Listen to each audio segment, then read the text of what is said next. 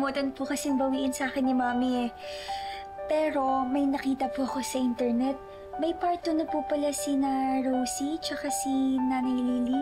Yung kwento po nila. At ang maganda po doon, audiobook po siya. So, pwede pong pakinggan na lang natin. Sige, sige.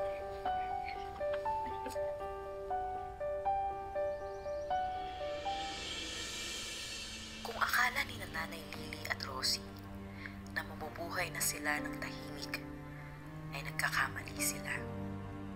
Isang mapayapang gabi, naghahanda ng matulog ang mag-ina. May sorpresa ako sa'yo, pero bukas ko na sasabihin. Ano ba yan, Nay? Iisipin ko pa yan magdamag. Sige na, matulog ka na, ha?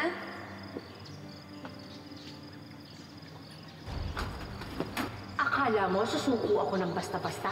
Hindi ako titigil hanggat hindi ko nakukuha si Rosie. Tigilan mo na kami! Akin ka! Anay! Akin ka! Bitawan niyo na! Akin siya! Ako ang anak ko! Nay Emma, para ayoko na pong ipagpatuloy itong audiobook. Baka po mamaya makuha na po talaga ni Iris si Rosie kay Nanay Lily. Anak, hindi yun mangyayari. Andiyan pa si Nanay Lily, oh. Hindi niya hahayaan na mangyari yun. Hindi sila magkakahiwalay ni Rosie.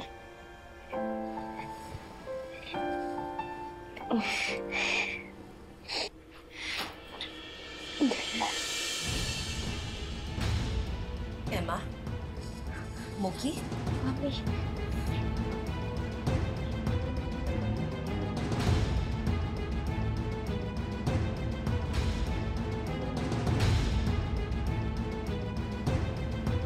Sinasabi ko na nga ba? At nag-uusap kayo? You're both lying to me! Ma'am, magpapaliwanag po ako. Mami, akala ko po ba aalis po kayo? Yun ba yung hinihintay mo? Ang umalis ako? Para makapag-usap kayo ng babaeng to? Pinagkakaisahan niyo ako! Kailan pa to, ha? Kailan niyo pa to ginagawa sa akin?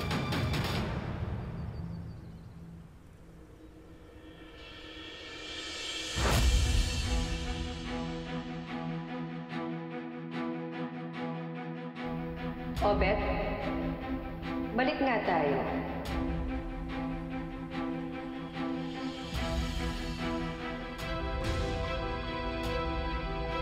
Who's that?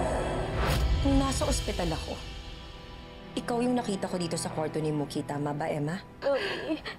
Mami, I'm sorry. Damn you both! Ma'am! Nahanap ko! Isa ka ba? You traitor!